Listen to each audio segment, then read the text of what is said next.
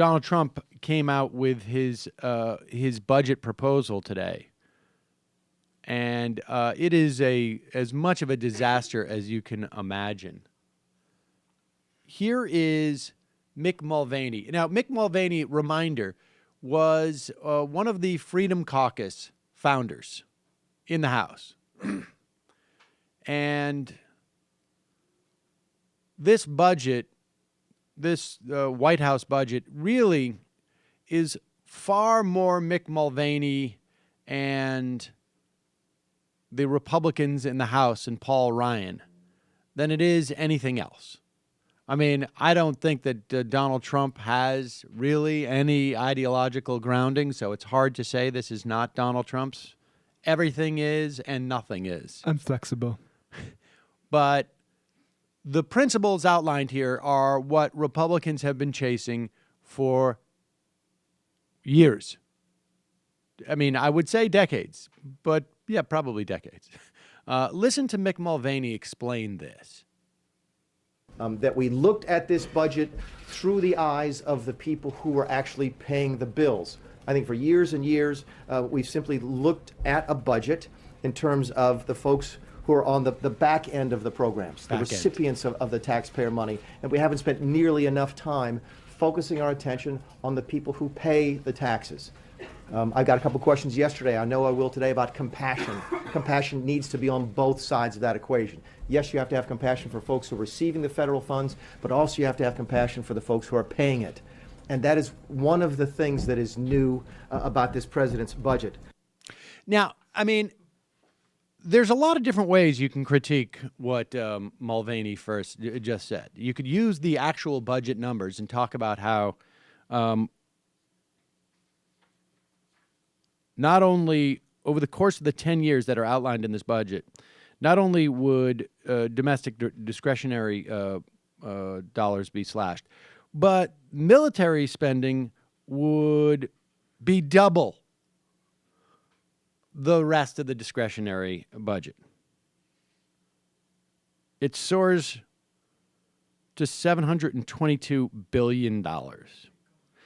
Now, but that's not really the real problem with what Mulvaney's saying. It shows that it's just full of crap. Because I don't really hear people clamoring for more military spending above where we are now. We are already spending more on our military than the rest of the world, like, combined.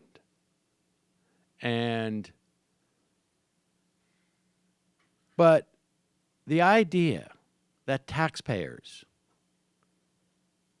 are burdened in some fashion by taxes now, as opposed to some other time in our history, is absurd.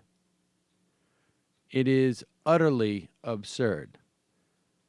The wealthy in this country are paying such a smaller percentage of their income in taxes relative to where we have been at historical levels.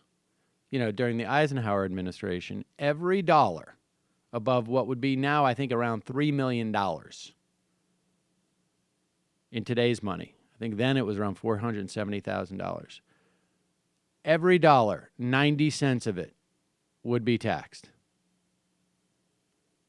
The advent of capital gains taxes being significantly less than wage taxes. The idea that wage taxes for Social Security now capture a far less percentage of our national income than it used to. And that, of course, is a function of income disparity.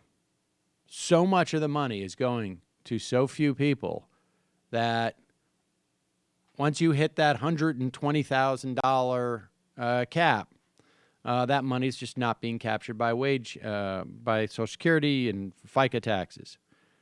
So, I mean, it's just absurd, the premise of this. And it's just amazing to me that they can actually go out and articulate this. They are so out of touch with the American public. at this point. That they just simply say, like, we've got to show compassion for the wealthy who are paying taxes. Absurd.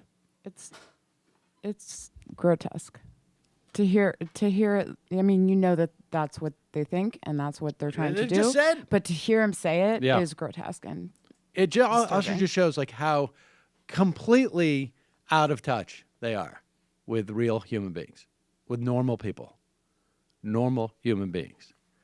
But going through the numbers here, the plan calls for $1 trillion in cuts to a wide range of social programs with millions of beneficiaries, including farm subsidies and federal student aid. $600 billion cut to Medicaid over 10 years.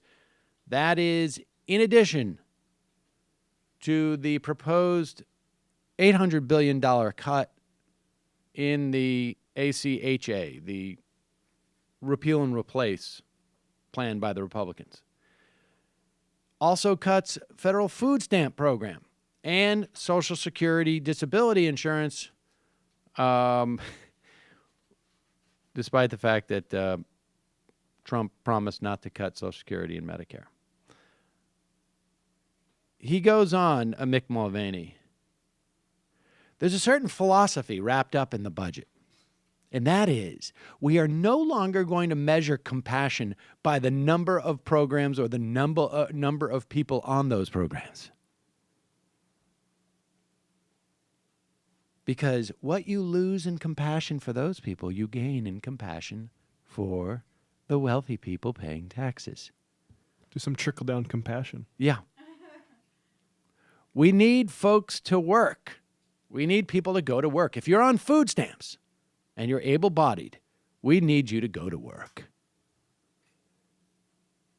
Now, the reason why food stamps, folks, so many more people are on food stamps now than in, say, 2008 was a function of there not being jobs.